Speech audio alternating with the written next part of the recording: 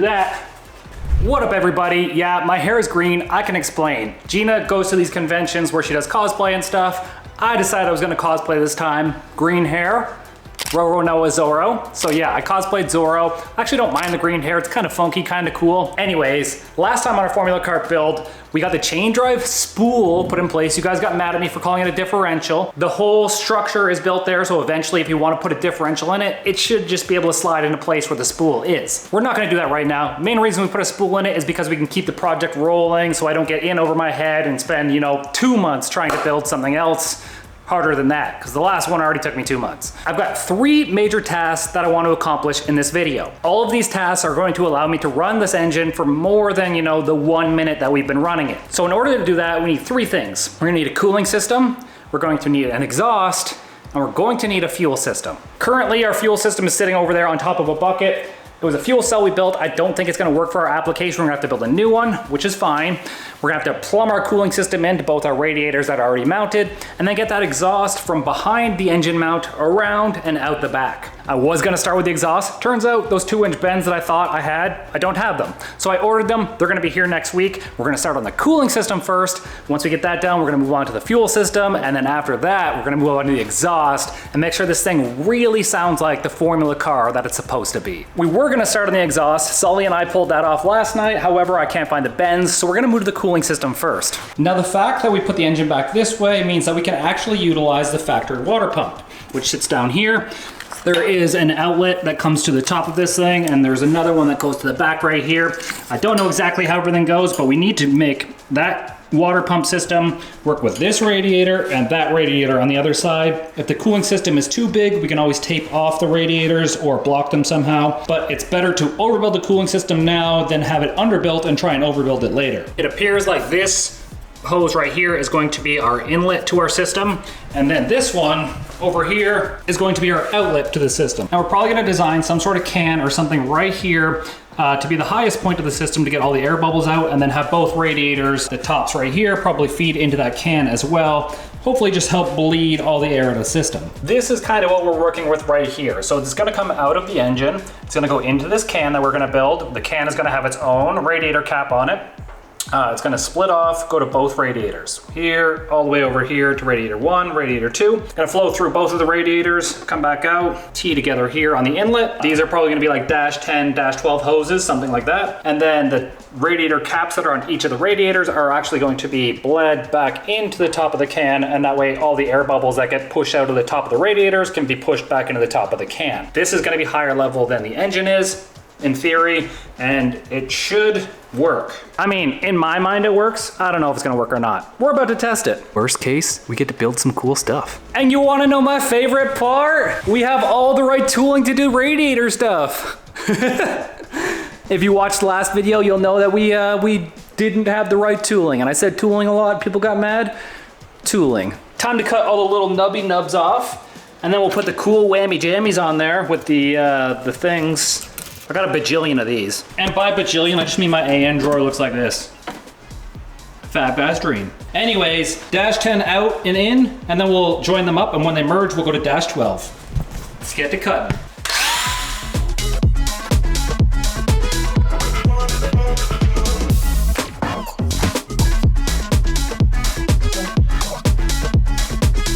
You may be wondering where I got these radiators. These are just some cheap Amazon radiators. I believe they're for some sort of side-by-side or big quad or something like that, but they were about $100 a piece. That's why we're gonna end up modifying them instead of buying blank radiators, but almost everything we've done on this kart so far has been on a budget, and we're trying to maintain a budget. Maybe the next one will be a bit higher budget, but this is a cheap, easy solution for what we need to do. So we're gonna make some small block off plates to go over our little holes. I don't know how I'm gonna do it yet, but I'm gonna do it. And then we've got to weld those -10 bungs in, and then the radiators are done. Pretty quick. Took me like 9 hours. Just kidding, like 20 minutes. What I like to do is just take my 1/8" piece of plate here and then a 1" hole saw. Okay, that drill bit is bent. But what I do is just take this 1" hole saw and then I make a little piece of aluminum, and then it's easy to weld up just this little tiny hole versus like a big hole. So this just fills the gap. I need a different drill bit though. Anyways, still cut them with the warp drill bit. And you end up with these kind of doohickeys, so we just have to clean up the edges here. Those things will fit you know, right there, you weld the outside, and then it's super easy to weld like that little tiny hole in the middle, and same with this one right here. So patch up our radiators, and then we can finally start adding the bung holes. I mean the bungs in the bung holes.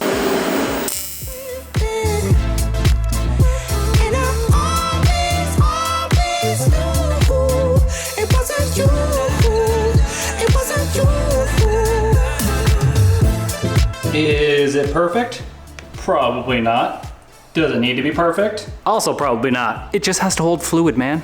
That's all a radiator is. It's a thing that disperses heat because you making so much horsepowers. Horsepower, power taker awayers right there. Now we need a bung on the bottom, bung on the top over there, and then one on the top over there, and then one on the bottom over here. All right, that one. That one's already done. We'll put it in that one. Now, I'm gonna grab my broom, because the more that I organize my channel and the more that I organize my projects, the more I feel organized. Weird, right? But I also feel the need to sweep up shavings and stuff like this more often, because now that I'm more organized, I just like having a clean work area. I don't like having these little shavings under my feet because it feels weird. Is this a new me? Probably. I don't know. I like it. This might be the most amazing thing that anyone's ever done for me, just reaching out of nowhere. And I love this so much, and I wish more people would reach out and collaborate with me because I love talking to people like this. And okay. Anyways, Paul, right here, this one, has 0 posts on Instagram. He reached out to me and he was like, I really like just designing things in CAD. So can you give me some dimensions of your cart and I'll make a body for you? And I was like, hell yeah. So I came out of the garage, I gave him a whole bunch of rough dimensions, and this is what he gave me. The next images on the screen are like, he asked me what color I wanted. I was like, papaya orange, McLaren, obviously. I just like the way the McLarens look, but he went ahead and he built us a body, and then he built us a splitter and a spoiler, and then he was like, let me just work on some floor stuff too, and then he built a floor for the car. So I have no idea how I'm going to build a body for this thing, but the fact that he went ahead and he designed something that I could like kind of model off of. So if anybody has any ideas on how I can take what he modeled and somehow make it into my own thing, let me know. Or if anybody's in that industry, like, I can use all the help I can get. That goes for everybody. If you guys have any sort of input, or if you guys are a shop of your own, or you do this or that, and you're willing to help, I am going to graciously receive your help because I definitely need as much help as I can get. I needed to put that out there because that was like one of the coolest things that's happened to me in the last week. And I love it so much. So thank you so much, Paul. I really appreciate that. Okay, back to welding.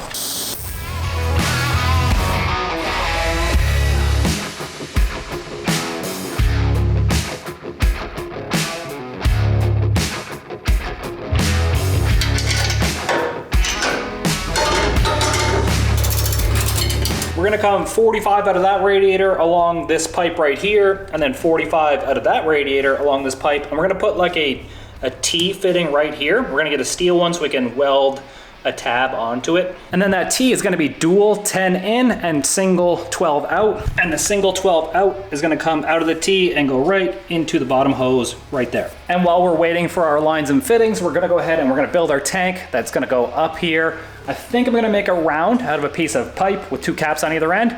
And it's easier just to show you.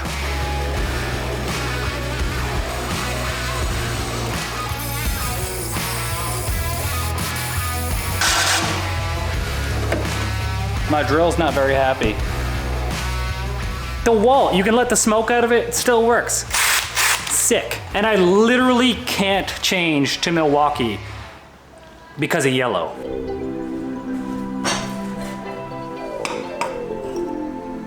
Just some hole saw caps and some 4-inch pipe. Weld those up, that'll be good. This will be where the radiator cap goes. The bottom one will be where the feed for the lower radiators go. And then we'll put a bung on the side for the out of the engine. So out of the engine, into the tank, down through the bottom, this will go to the radiators, and then a fill cap up here, and then this will be our highest point of the engine. So this will collect all the air and basically evacuate it. The other thing I can do after cutting this hole is I can just literally cut from here to like here to here, And now that's gonna be a perfect radius for this piece of pipe. And then you can put a bolt hole right here and a bolt hole right there, and that's how you mount it into the chassis.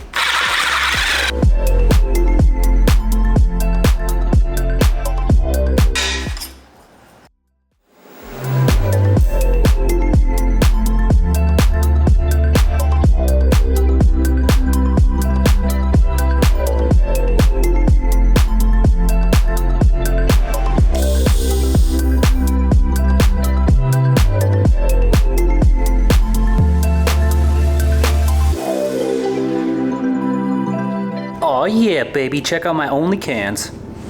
Limited time, $9.99. Exclusive. Only cans. Now on the bottom, instead of building a T, we're just gonna put 2 bungs.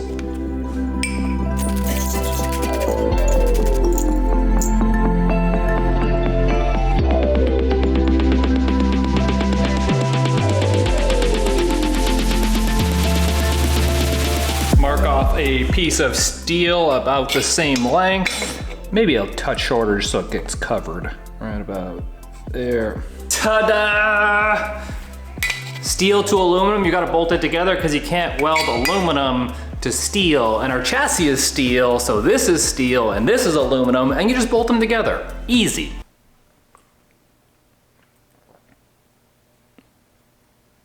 I just wanted to make you look at me thinking for a little bit. What you do, instead of actually marking out your holes in your aluminum, just clamp your steel to your aluminum. You've already got the holes, and use that as your transfer template. Just drill that out. And then once the aluminum is drilled out, you can drill your steel bigger because you've already transferred your holes, and then you can put some rib nuts in the steel so you never lose those 6mm nuts that always seem to go missing. Now we just gotta weld that steel tab on the chassis.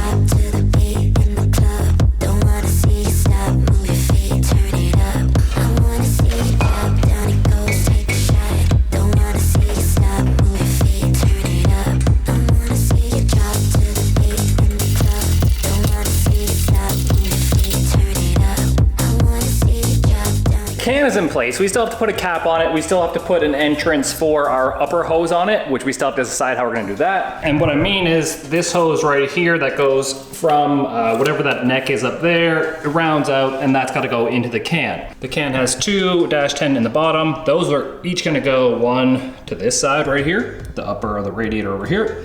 And then the other one's gonna go to the upper of the radiator way over there.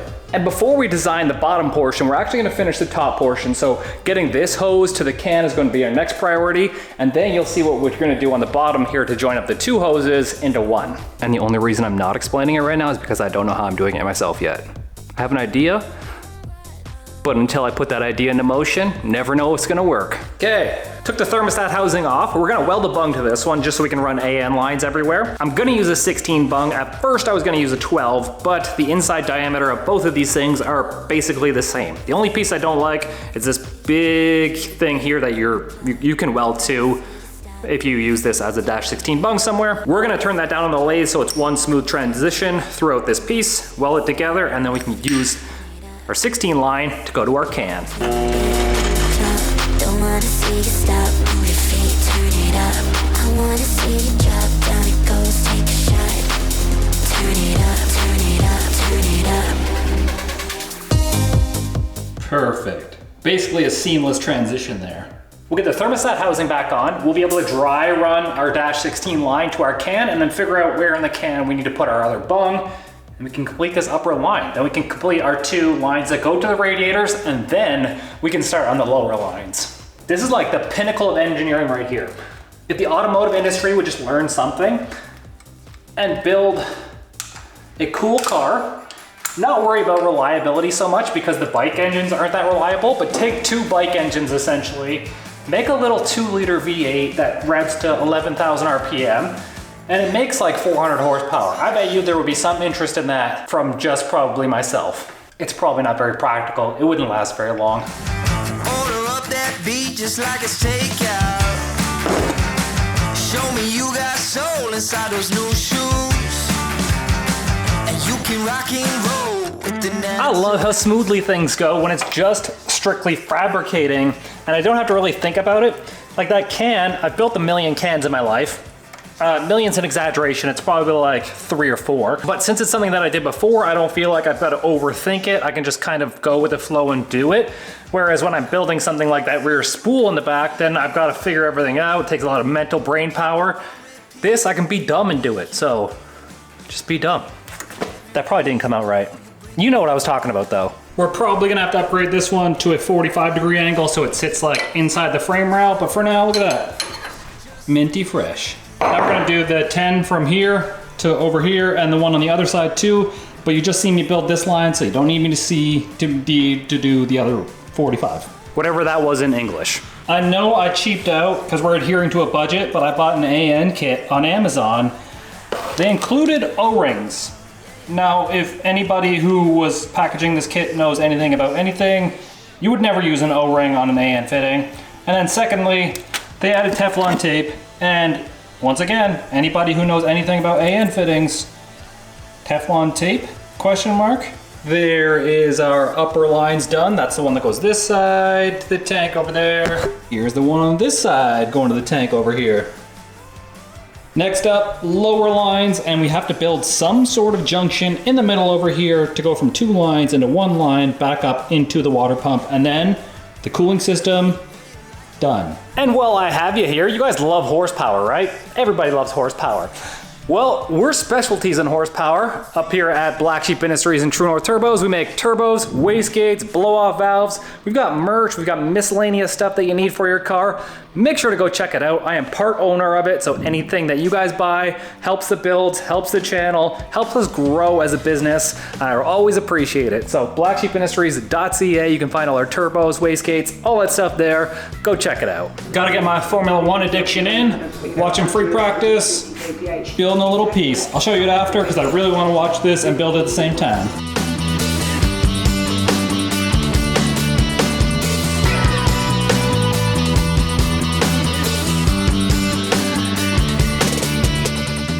Just trying to make the little details matter. Dual 10 ins, dash 12 out, and then we actually got a bracket on the backside to mount it into the chassis too. All right, I think we're done with the welding here. We had this piece in the system. We're going to replace it with this piece that I just made. The bung, we're just gonna put a 1/4 inch fitting in it. And then we added a dash 12 to this side just so it's one fluid piece. I had the 45-degree pipe already, so I was like, why don't I utilize that? You'll see in a second. Before we can put it in there, I'm gonna bead roll one side. We have our 909 channel lock pliers. You can see this little piece, you put it inside. You do this, you speed up the video a little bit.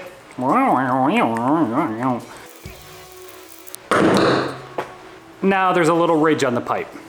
The piece that we just made is actually gonna go in this inlet pipe area. If we can get that ridge in there now that we put it on.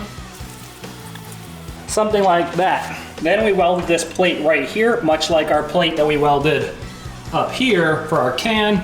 And that is actually going to house our little T-bracket that we just made. So that's our little T-bracket right there. It's a 10 in, 10 in, 12 out, 10 out to this one.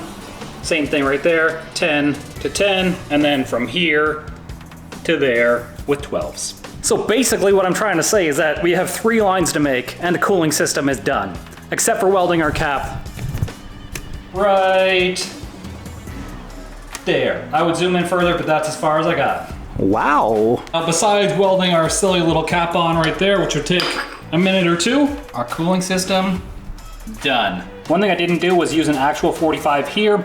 The AN fittings that I have actually neck down, and this is one thing that you guys should watch. With some of the cheaper fittings, for whatever reason, they neck down the end of the fitting.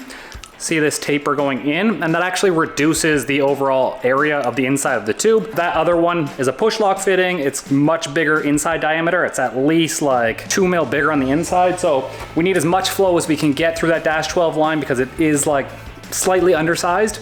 So none of these, push lock fitting. Just make sure to check your fittings before you use them. Sometimes they're narrowed down, and especially on like turbo drains and stuff like that. Ain't nobody want a narrow neck. Just neck me down right here. Skinny neck. Now that our cooling system is basically finished, we just have to weld that one cap on. We're gonna move on to the second thing on our list, which is the fuel tank. So this is our previous fuel tank. It worked, kind of. We had an issue with sealing the factory style pump in the bottom of the tank. I've got a little bit of a different plan on how I want to do it this time versus last time, but we're gonna still try and use the factory pump just for the fact that the factory pump puts out the right pressures and whatever for that engine. So we're gonna try and utilize this pump. All this blue stuff on it right now is actually C16 because that's the only fuel I had in the shop when I wanted to fire this thing up. But we're gonna start with a whole new tank. I believe it's gonna go behind the driver's seat, so we're gonna have to build some sort of firewall there too to protect ourselves. But for right now, we're gonna try and build a flange that's gonna hold this pump that we can weld to the tank so that we can utilize the factory pump again. Basically how this works is that there's a big like O-ring style thing inside of here. I don't think that was our issue. Here's our fuel pump. Here's the rubber gasket that seals it. And then our bolts here, we actually put a crush washer on the inside, basically tighten them down, but I still think those are leaking. So that was our big issue. I've definitely already formulated a plan in my head, but to be fair, my head usually isn't the smartest. So I'm probably gonna overcomplicate this and do it the way that my head tells me to do it, but it's the only way that my head told me to do it, so I don't have another option. We're gonna take some measurements of this thing. I'm gonna go inside, I'm gonna 3D print something, and then you're gonna see exactly what I'm gonna do.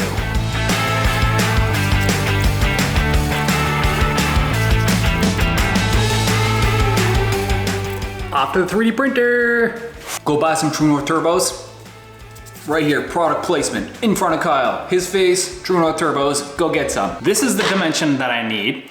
This is the hole saw that I have. So obviously if we put the hole saw in there and try to do a hole, you would have to make another one right beside it, but then you cut out this portion and then there's gonna be nothing to cut. And what I've made is this 3D template. And I love working with my 3D printer and Fusion 360 because it seems so valuable to me right now. This is the correct bolt pattern for what we're trying to do on our pump right here.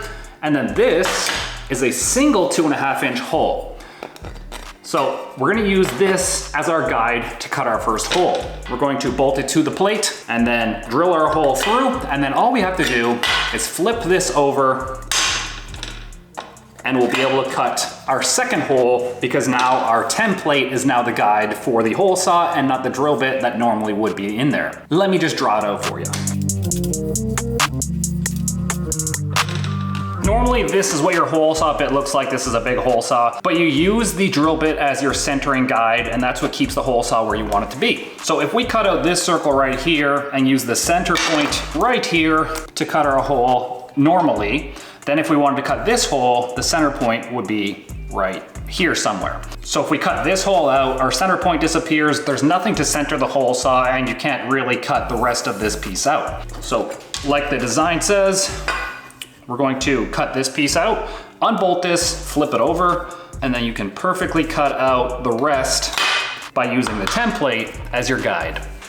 We're gonna start by making a workable flange, and then we're gonna make the gas tank, weld the flange to the gas tank, and then it's gonna be just like 2 minutes of work, I promise.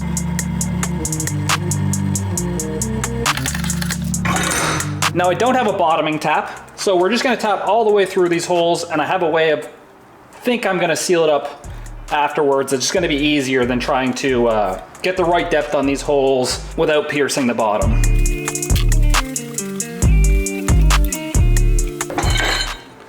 One side bolted down, we're going to tap the other side.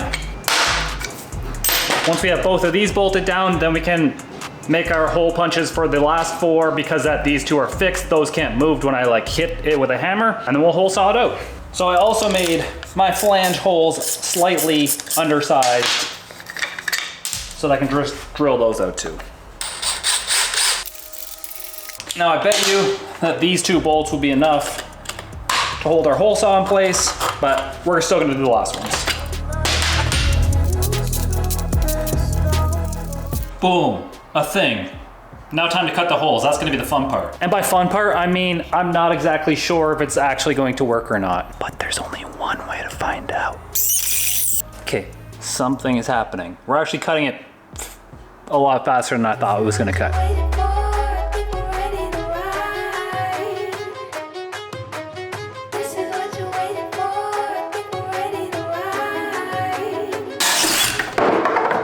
That's a pretty cool souvenir piece. Now all we gotta do is flip it over.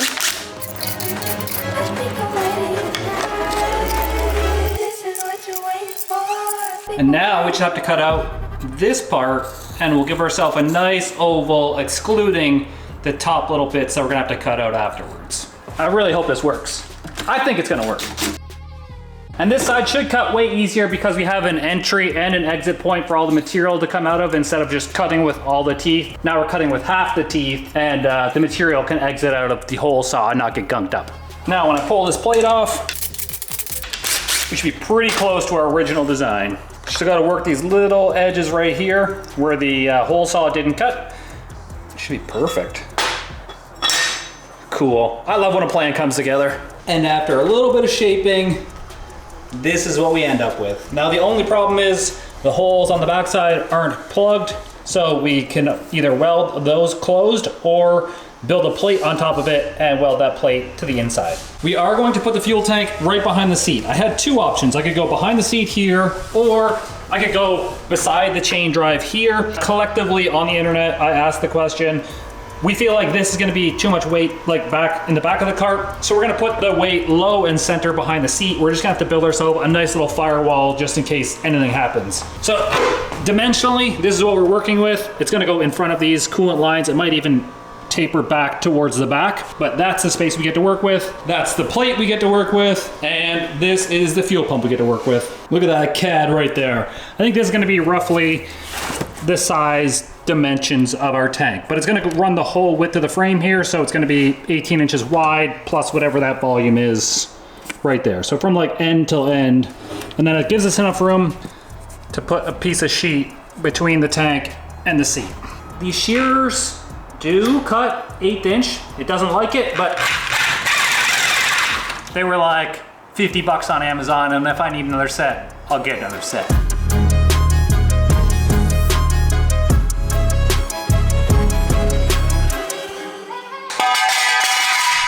I got that one about as straight as Tokyo. Like, it's pretty straight, but sometimes it goes outside the lines. Now this is gonna be the base plate to our fuel tank. I'm going to tack weld this plate to this plate already. You're gonna see why in a moment, but I'm gonna do that really quickly. Hopefully it doesn't mess up.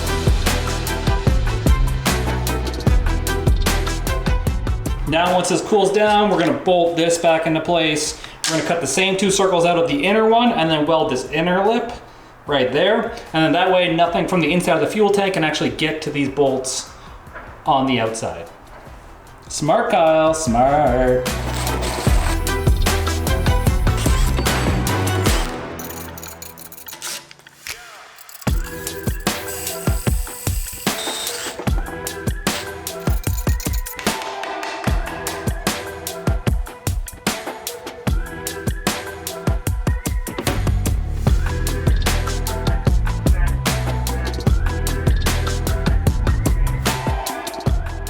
And there you have it. Nothing inside this tank that we're about to build is going to be able to get in through that, down into where the bolts are. So as long as we don't drive the bolts all the way through this plate, golden pony boy. Side plates.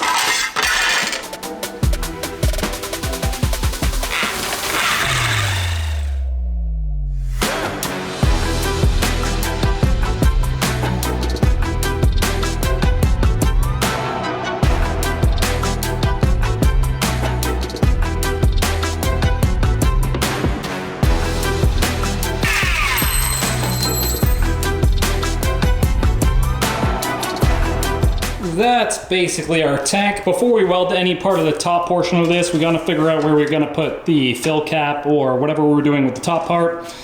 The bottom part has our fuel hanger piece in it, so when we do weld this all up, we can bolt the hanger in there basically. And I haven't calculated the volume, but that looks like it's gonna be enough for like a 20-minute session. Especially considering how small our old tank was, which was definitely smaller. Small. It is a little on the wide side, and the fuel gets from the bottom. And this bottom part right here acts like a mini tiny sump basically, but we're not gonna be able to stop fuel slosh a whole lot. You're just gonna have to run it really full, and then when it gets low, like maybe it cuts some power on you a little bit. It is what it is. Like I said, we didn't design anything in CAD, so we weren't like, oh yeah, we need to put a 40-liter tank in there. This is all that fits in there. This is what we're gonna make work, and we're gonna drive the damn thing. So the tank is gonna fit back behind the seat, something like that. The only thing is, like, how am I gonna fill it? So I'm looking up here, kind of at this angle, and I'm thinking that if I just extend the fill cap up just right here in this area, somewhere right here, that once you pull the body panels off, that is gonna be the easiest accessible spot. So we're gonna try and extend the fill up just somewhere here. It'll just make it way easier than trying to, do anything else. I'm all about like doing things and then figuring out solutions to problems after I've already done things, instead of like planning ahead of time. Man, I already know I look like Slim Shady. Well, just took some measurements here, and that's for this thing. So Paul has actually been building me the chassis in OnCAD with the body and everything. I showed you it a bit earlier. Here it is again. Just getting some more accurate measurements so we can build the body perfectly to this. Still quite unsure how I'm gonna do it, if we're gonna section it up and then build molds, or if I'm gonna 3D print, or if we're gonna do what, I have no idea. We're gonna learn it. It's a skill that I wanna learn. But for the next couple hours of my life, we're gonna weld up this tank and get that in there, because you know what? We're not ready for a body yet if we can't drive the damn thing, and driving the damn thing has to be priority number one.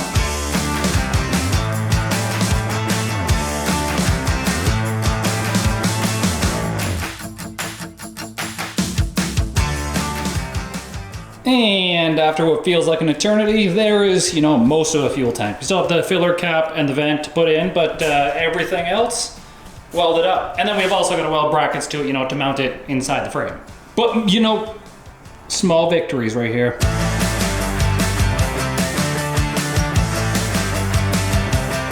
Fuel tank is in place. We welded some tabs on the side right here. I'll meet you over at the Arc Droid. Our nifty little CNC plasma cutting machine over here. You don't need this to make tabs, but damn does it work really good. We're gonna load in our little tab that we made in Fusion 360.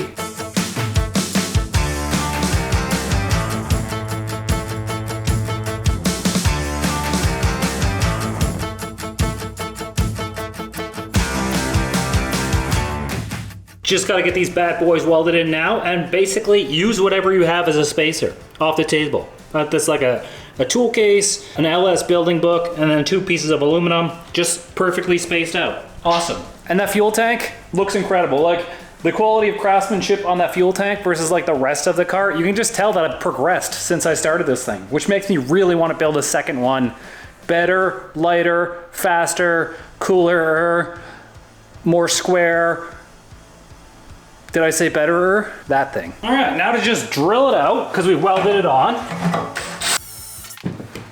Slam some bolts into that. We'll build ourselves a top mount so it can't move and it's like triangulated. And then that's the fuel tank. Doo-doo, doo-doo, doo-doo, doo-doo. I feel like I used the wrong mark that I made for alignment, and now it's not actually what I wanted. But anyways, our fill cap's gonna be like inboard now and not so... I'm afraid I messed it up a little bit. It was supposed to be like vertical, and it's not that. Because whatever line I made down here to join them up wasn't very dark, and then I lined up the wrong line, and now it's, I don't know. It's useless. I'm gonna make it work though. We're gonna do the old cut and rotate technique. You'll see. The first problem I did was admitting that I messed up, because you never admit you messed up, because that's just not what you do. So we can put this in here. What we did was we cut it on the radius, and now when we put that in, we can just kind of, turn this one to make it vertical on where we want it. And now it's like, that's exactly how we were supposed to do it the first time. Like I said, never admit you were wrong, and then just fix it. You can barely tell I messed it up.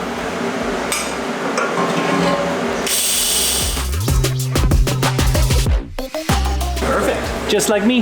That is our fuel filler in place. I didn't want to make it taller than this bar right here, because then we wouldn't be able to pull the tank out, because the tank needs to like come up to get around the tabs on the bottom. And then, yeah, you can just basically undo the cap right here, and then your fill spout there. So much better than having one like way down here where you've got to like build a custom contraption just to, get fuel in the damn thing. I mean, fuel shouldn't be concerned with how much we've actually driven this thing so far, but one day we're gonna need fuel in it, and it's coming soon. Now we finally get to put our fuel pump in. This feels like forever since I started building this thing. Oh, heck yeah. I really hope this one doesn't leak. I spent a lot of time on this. I'm probably gonna pop 2 washers underneath this thing just because the lip that's on it. Obviously, our flange is a little bit different than the factory bike flange, which is why we're gonna have to, you know, which is why we Jimmy rigged it. But I would really love to use the factory pump just for the fact that the bike engine runs really well with a factory pump on it. Of course, if we do plan to turbo this thing after, we're gonna have to upgrade the fuel system anyways. We'll cross that bridge when we get there. All right, they're all started, nice. Now we can jiggle it into place. One more tab to weld in. I welded this when we welded this piece on right here, and we just have to weld the steel part to this bar right there, drill a couple holes, and then that is, well, once I weld it on, that'll be the whole tank done. We might have to clock the fitting on the bottom, but the fuel line's gotta go from the bottom up to whatever this line is right here. But I feel like I took some pride in building this tank, and it turned out excellent. If I just did that for the rest of the cart. All right, only one way to test out if it leaks. Well, there's probably more than one way to test out if it leaks, but this is the only way my face knows how to do it. I shouldn't put that all in there, because if it leaks, gas ain't cheap nowadays. It's not leaking yet, which is a good sign. I'll give it like, I don't know, 20 minutes.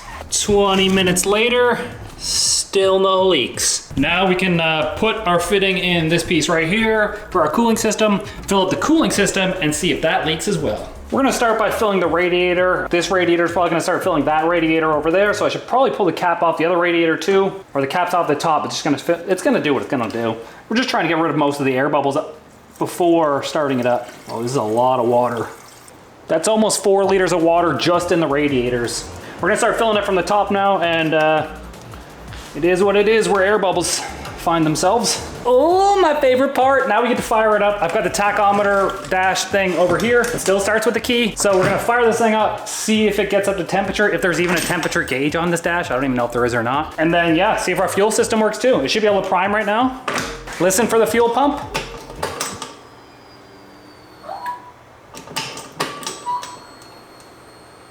There it goes. Why didn't you start though? I do love me some predicaments. Oh, that connector over there. I don't think it needs to be in neutral to start. Oh, probably shouldn't do that.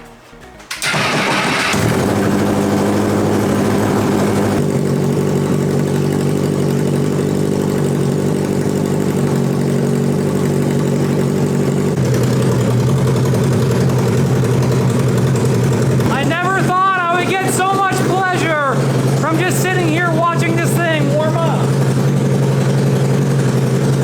It's like so close. I want to drive it. As much as you guys want me to drive it, I want to drive it more. The coolant cap that they gave me didn't actually fit for whatever reason, because you know, I bought it as a kit, the cap and the weld-on part, and then the cap doesn't fit.